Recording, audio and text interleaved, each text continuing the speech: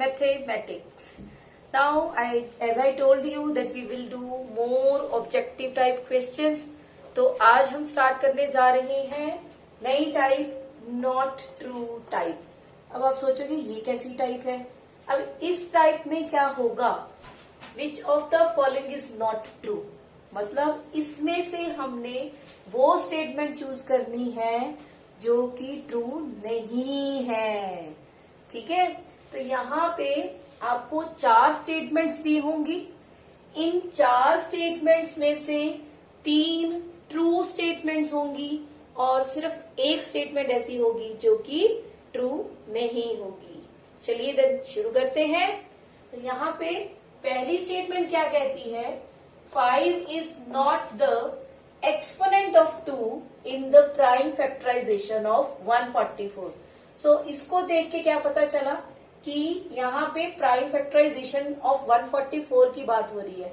तो सबसे पहले प्राइम फैक्टराइजेशन कर ले 144 की, फिर देखते हैं ऑप्शन कौन सी ट्रू नहीं है. तो 144 की जब हम प्राइम फैक्टराइजेशन करेंगे तो क्या आएगा, लिखते हैं.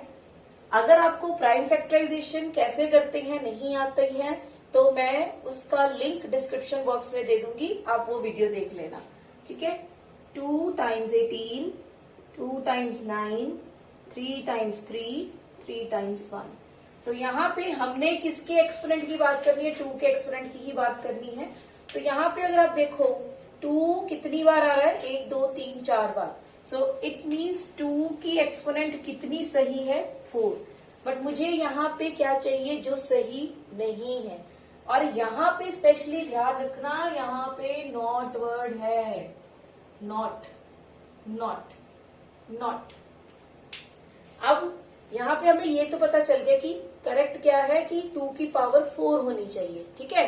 अब पर यहाँ पे नॉट है तो अब शुरू करते हैं. क्या कहा उसने, 5 is not the exponent of 2. बिल्कुल ठीक बात है, 5 तो इसका एक्सपोनेंट है ही नहीं. तो इट मीन्स ये कैसी स्टेटमेंट हो गई, ये स्टेटमेंट हो गई ट्रू, फर्स्ट वाली.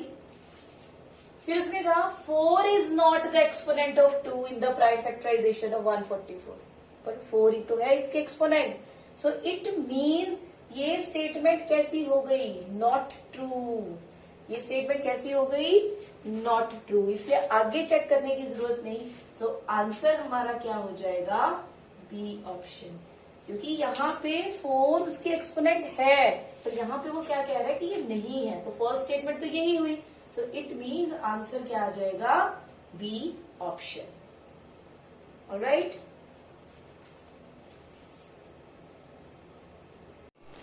चलो अब करते हैं नेक्स्ट क्वेश्चन.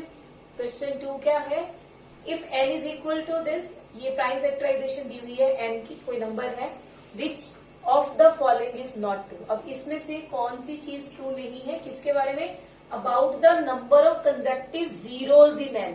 और इसका मतलब क्या है, पहले ये समझते हैं. कंसेक्टिव जीरोज इन n का मतलब क्या है कि ये जो n है इसमें n कुछ नंबर बनेगा, कुछ भी नंबर बनेगा, इसके एंड पे सिर्फ एक ही जीरो आती है, या फिर 2 जीरोज आती है, या फिर 3 जीरोज आती है. इसके बारे में बात कर रहा है वो कि नंबर ऑफ कंसेक्टिव जीरोज कितनी होंगी n में.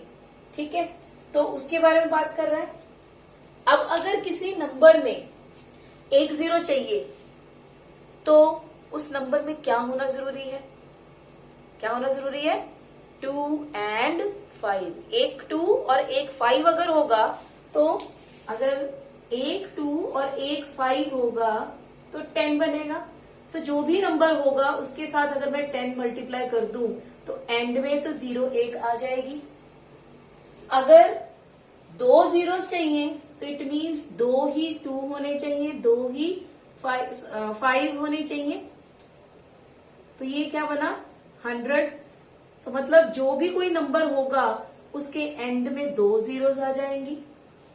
सो इट मीन्स अगर नंबर ऑफ जीरोस मुझे चेक करनी है तो मुझे क्या चेक करने हैं कि उस नंबर में कितने 2s हैं और कितने 5s हैं. At a time 2s and 5s कितने हैं, जितने 2 हैं उतने ही अगर 5s उसमें हैं तो उतनी ही कंसेक्टिव जीरोस वहां प्रेजेंट होंगी। तो यहाँ पे अगर आप देखो, यहाँ पे कितने टूज है 4, बट 5 कितने 6, बट जो बाकी बचे 5 हैं, जो यहाँ पे 2 4 टाइम्स है और यहाँ पे जो 5 इसमें से 4 टाइम्स होगा, वो तो जीरोस बना देंगे 4 जीरोस, बट जो इसके जो 2 बच गई 5 उनके लिए टूज नहीं है, तो वो जीरोस नहीं बना पाएंगे, वो टेंस नहीं बना पाएंगे। तो यहाँ पे कितनी पावर है 4, तो इट मीन्स इस नंबर में कितनी कंसेक्टिव जीरोस होंगी, कितनी होंगी, n में कितनी कंसेक्टिव जीरोस होंगी, 4 कंसेक्टिव जीरोस होंगी। व्हाट इज द रीजन, क्योंकि 2 की पावर 4 और 5 की पावर 6 है, तो मिनिमम पावर देखेंगे हम 2 एंड 5, ठीक है। 2 एंड 5 में हमारे पास 4 बार 2s और 4 बार 5s आ गए हैं, जो 4 बार जीरोस जनरेट करेंगे, ठीक है। तो अब इसमें से देखते हैं कि करेक्ट आंसर कौन सा है। अब फिर से यहाँ पे बहुत ध्यान रखना है कि यहाँ पे नॉट वर्ड है, तो जो ट्रू नहीं है, मतलब जो फॉल्स है, वो हमारा आंसर होगा, ठीक है।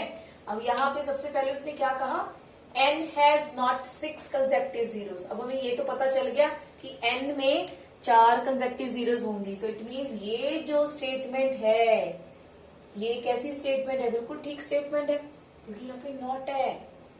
अगर यहाँ नॉट नहीं होता तो ये फॉल्स यही वाली हो जाती, बट यहाँ पे नॉट है, तो इट मीन्स ये हमारी ट्रू स्टेटमेंट हो गई, ठीक है। अब इसके बाद में नेक्स्ट क्या है, n हैज नॉट 2। अब हमने देख ही लिया कि कितनी जीरोस है, फिर तो ऑप्शन से सीधा देखते हैं कि कहाँ पे क्या है। 2 कंसेक्टिव जीरोस, बिल्कुल ठीक बात है, 2 तो बिल्कुल नहीं है, 3 भी नहीं है। यहाँ पे उसने कह दिया n has not 4 consecutive zeros, but n के तो कितनी जीरोस हैं, 4 ही तो कंसेक्टिव जीरोस आ रही हैं, तो ये स्टेटमेंट क्या हो गई, फॉल्स स्टेटमेंट। तो इट मीन्स आंसर क्या हो जाएगा हमारा, आंसर क्या हो जाएगा हमारा, ऑप्शन डी, क्योंकि इसकी 4 कंसेक्टिव जीरोस है, बट यहाँ पे क्या लिखा है, नॉट 4 कंसेक्टिव जीरोस, ठीक है। So this is the answer, D option. चलिए अब थर्ड क्वेश्चन करते हैं सेम टाइपोलॉजी का।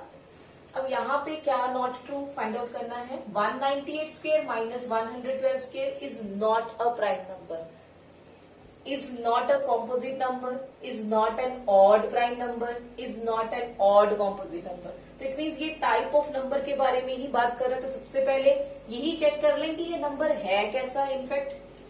सो उसके लिए यहाँ पे हमारे पास क्या है, 198 स्क्वायर माइनस 112 स्क्वायर। तो इस नंबर को देखने के लिए कि ये कैसा नंबर है, क्या हमें हेल्प करेगा, आइडेंटिटी। कौन सी आइडेंटिटी, ए स्क्वायर माइनस बी स्क्वायर।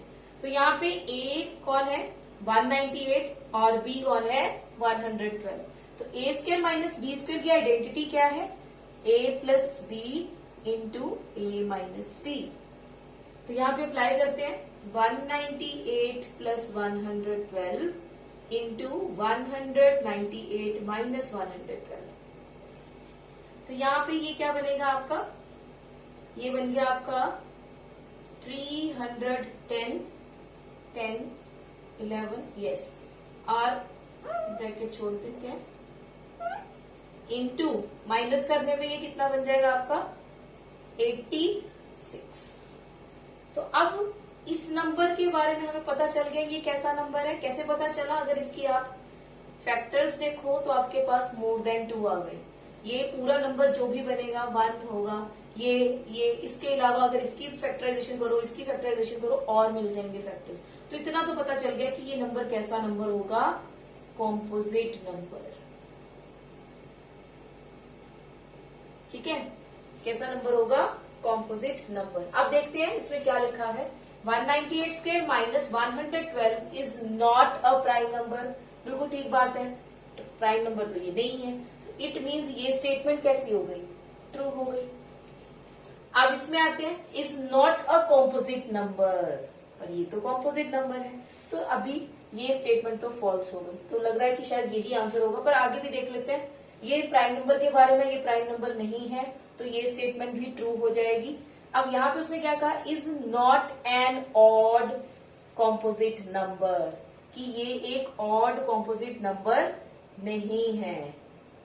बिल्कुल ठीक बात है, ये ऑड कॉम्पोजिट नंबर नहीं है, तो इट मीन्स ये भी ट्रू स्टेटमेंट होगी। तो एक ही स्टेटमेंट हमारी फॉल्स स्टेटमेंट आई, तो आंसर हमारे पास क्या आ गया, ऑप्शन बी। ठीक है, चलिए अब करते हैं question number 4, same type. 0.121212 and so on is not an irrational number. 5/6 is not an irrational number. ये सारी स्टेटमेंट्स पढ़ के हमें देखना है। तो सबसे पहले पहली स्टेटमेंट क्या कहती है, that 0.121212 is not an irrational number. बिल्कुल ठीक बात है, ये इरेशनल नंबर नहीं है, ये एक रैशनल नंबर है। तो ये स्टेटमेंट तो हमारी ट्रू स्टेटमेंट हो गई। अब यहाँ पे आए 5/6 is not an irrational number, बिल्कुल ठीक बात है, 5/6 तो एक रैशनल नंबर है, तो ये हमारा ट्रू स्टेटमेंट आ गई। ठीक है, अगर आपको इरेशनल और रैशनल नंबर्स के बीच में कोई कंफ्यूजन है, उनकी डेसिमल एक्सपेंशन के बारे में कुछ कंफ्यूजन है, तो आप मेरा एक लेक्चर देख लेना, उसकी वीडियो का लिंक आपको डिस्क्रिप्शन बॉक्स में दे दूंगी। ठीक है, 0.2368 is not an irrational number, बिल्कुल ठीक बात है, ये भी एक रैशनल नंबर है। कैसे हमने देखा कि ये रैशनल नंबर है, क्योंकि इसकी डेसिमल एक्सपेंशन क्या हो रही है, टर्मिनेट कर रही है। हमेशा रैशनल नंबर की डेसिमल एक्सपेंशन या तो टर्मिनेट करती है, या फिर अगर नॉन टर्मिनेट होती है तो रिपीट होती है, जैसे कि इसको डिसाइड करा था, ये 1 2 1 2 1 2 रिपीट होता जा रहा है। ये रैशनल नंबर क्यों है, क्योंकि ये p/q फॉर्म में है, p और q जो है यहाँ पे इंटीजर्स हैं, तो इसलिए ये रैशनल नंबर हो गया। ठीक है, अब इसके बारे में अगर बात करूं तो यहाँ पे 150 के बाद 1500 आ गया, 15000 आ गया, तो ये तो इरेशनल नंबर है। पर ये क्या कह रहा है, ये इरेशनल नंबर नहीं है, तो यही तो नॉट ट्रू स्टेटमेंट आ गई। तो आंसर हमारे पास क्या आ गया, ऑप्शन डी।